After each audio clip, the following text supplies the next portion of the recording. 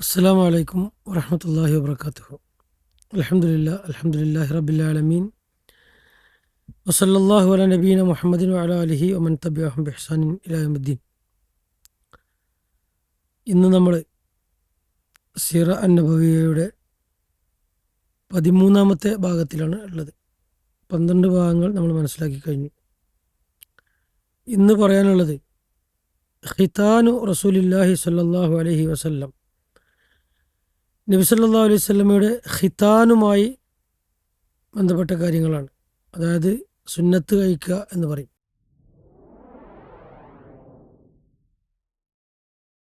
നബി സല്ലല്ലാഹു അലൈഹി വസല്ലമയുടെ ഖിതാൻ നടന്നത് 7ാമത്തെ ദിവസമാണ്.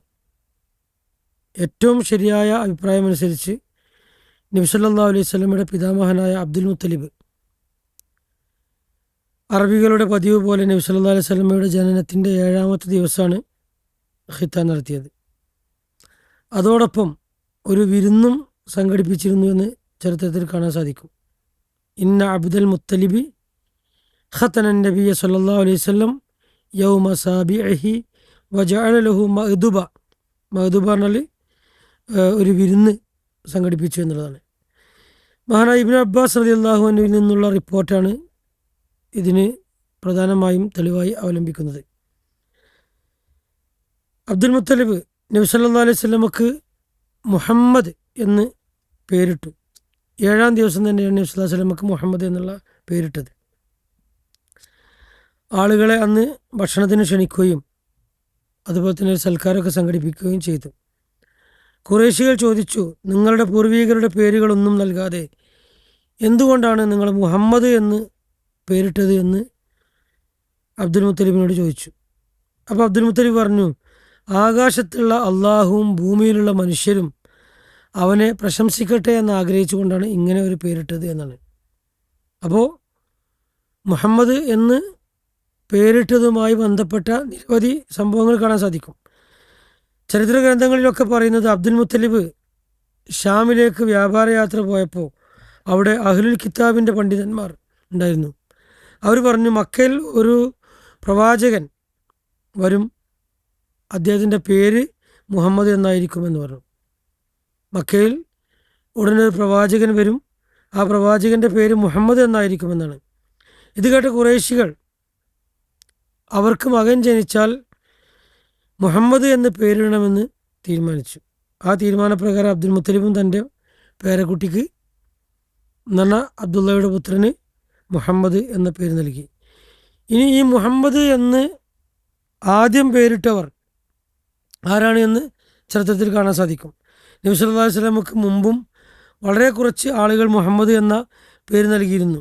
അവരിൽ ചില പ്രധാന ആളുകളെ പ്രത്യേകമായി കാണാൻ സാധിക്കും. അതായത് മുഹമ്മദ് എന്ന് പേരിട്ടത് മുഹമ്മദ് ബിൻ സുഫിയാൻ ബിൻ മുജാഷിൻ, അതുപോലെ ഉഹൈഹത്ത് ബിനു അൽ ജല്ലാഹി, അവർക്ക് മുഹമ്മദ് എന്നുള്ളതാണ് പേരിട്ടത്. അതുപോലെ വഹിമ്രാൻ ബിനു റബിയ, അവർക്കൊക്കെ മുഹമ്മദ് എന്ന പേരാണ്. അപ്പോൾ മുഹമ്മദ് ബിൻ സുഫിയാൻ, മുഹമ്മദ് ബിനു ഉഹൈഹ, അതുപോലെ മുഹമ്മദ് ബിനു ഹിമ്രാൻ, ഈ ആളുകൾക്കൊക്കെ അന്ന് മുഹമ്മദ് എന്ന് പേരിട്ടു. അപ്പോൾ അന്ന് അത്ര വ്യാപകമല്ലായിരുന്നു ഈ പേര്, എന്നാലും ചില ആളുകൾക്കൊക്കെ ഈ പേരുണ്ടായിരുന്നു എന്നാണ് ചരിത്രത്തിൽ കാണാൻ സാധിക്കുന്നത്. അള്ളാഹു തന്നെയാണ് ഈ മുഹമ്മദ് എന്നുള്ള പേര് തിരഞ്ഞെടുത്തത് എന്നാണ് പണ്ഡിതന്മാർ പറയുന്നത്. അത് യാദൃശ്ചികമായി ഇട്ടതല്ല, അള്ളാഹു മുൻകൂട്ടി നിശ്ചയിച്ച പേരാണിത്. കാരണം ഭൂമിയിൽ മനുഷ്യർ അദ്ദേഹത്തെ പ്രശംസിക്കും, നബി സല്ലല്ലാഹു അലൈഹി വസല്ലമയെ പ്രശംസിക്കും, ആകാശത്ത് മലക്കുകൾ അവിടുത്തെ പ്രശംസിക്കും. അതുകൊണ്ടാണ് മുഹമ്മദ്, അതിനർത്ഥം ഏറെ പെടുന്നവൻ എന്നാണ്. അങ്ങനെയാണ് പേര് നൽകിയത്. ഇനി ഹസ്സാൻ ബിൻ സാബിത്ത് റളിയല്ലാഹു അൻഹു നബി സല്ലല്ലാഹു അലൈഹി വസല്ലമയെ പ്രശംസിച്ച് പറഞ്ഞിരുന്നു, അള്ളാഹു തൻ്റെ നാമത്തിൽ നിന്നാണ് നബി സല്ലല്ലാഹു അലൈഹി വസല്ലമയുടെ പേര് ഉരുത്തിരിച്ചത്.